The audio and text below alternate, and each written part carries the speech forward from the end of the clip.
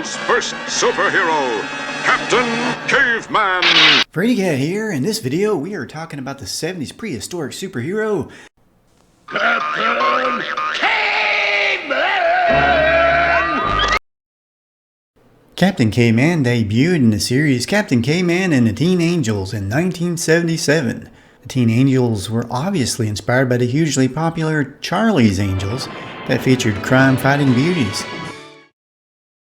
We have the Bouldermobile with the Slag brothers.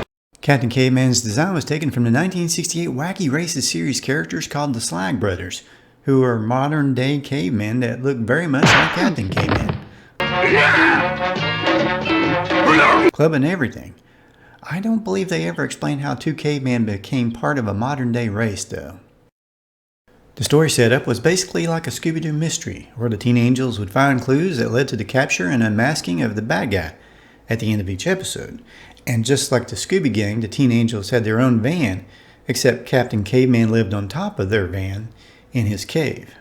The open narrative explained to the viewer that Captain Caveman was set free by the Teen Angels from his frozen block of ice, and that Captain Caveman was the world's first superhero. To the Teen Angels. Oh, Unga Bunga, Robber must be bigger than Ralph. Ralph? Who's Ralph? In 1980, Captain Caveman joined the Flintstones Comedy Show, becoming a part of their universe.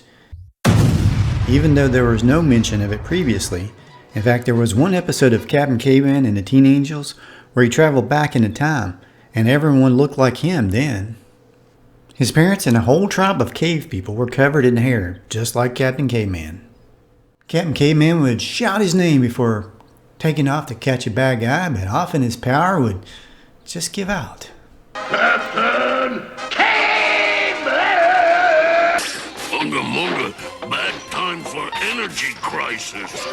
Unga, a bad time for power failure. Watching the show as a kid, I was always under the impression that his power failures were probably due to being so old. I mean, he's prehistoric. But this also happened to him in the Stone Age of the Flintstones. Uh-oh. How me do that? Captain Caveman possessed super strength and the ability to fly, at least when those powers were working. And he could pull cool prehistoric tools and creatures from out of his hair. His club contained tools as well. His favorite word, besides his own name, was Unga Bunga, leading me to believe he hailed from California, originally near the beach. Now here's a rare glimpse of what Captain Caveman looks with a haircut and a shave. Unga, not bad. Captain Caveman would eat things that would give new meaning to the term junk food. Bottle of nitroglycerin. Me so. Oh! And he came.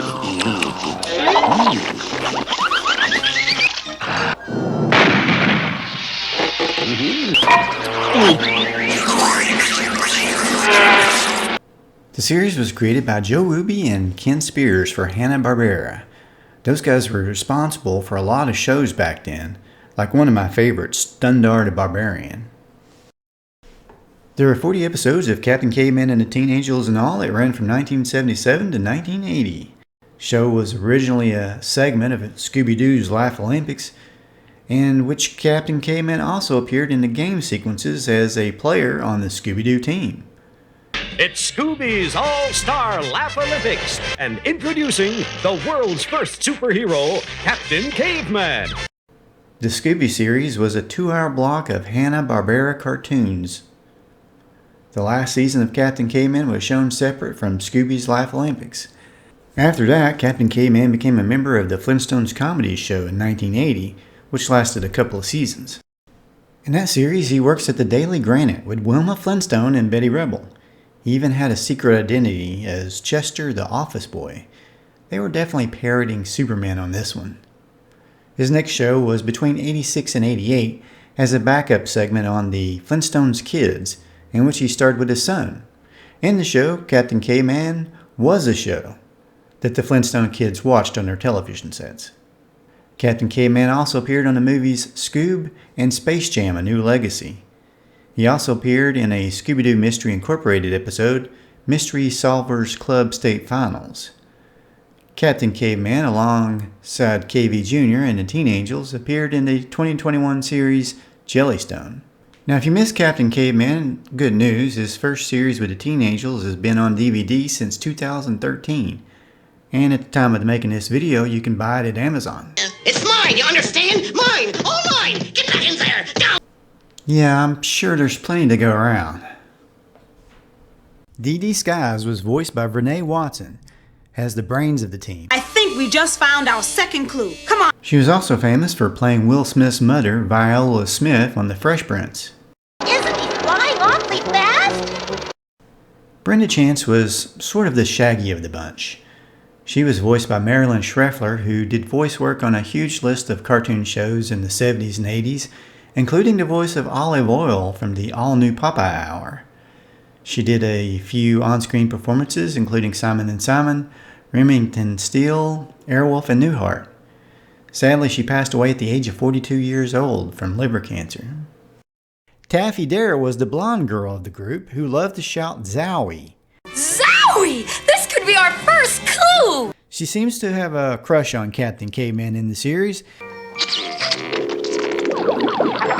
She was voiced by Laurel Page, who did voice work on cartoons like The Littles, The Dukes, and The Snorks. She also appeared in the movie St. Elmo's Fire as a nurse. Captain Caveman! Mel Blanc, the king of Saturday morning himself, was the voice of Captain Caveman.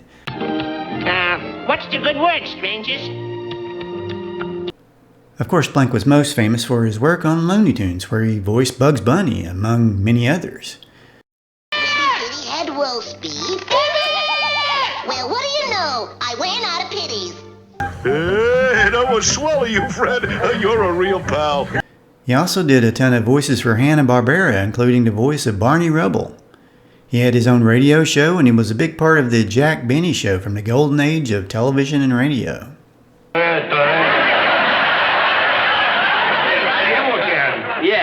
Yes, look at, I want to change that card again. Oh, no. No. First you buy the gift, then you write the card, then I wrap the gift, then you change the card, then I unwrap the gift, then you rewrite the card, then I wrap the gift again. Clerk.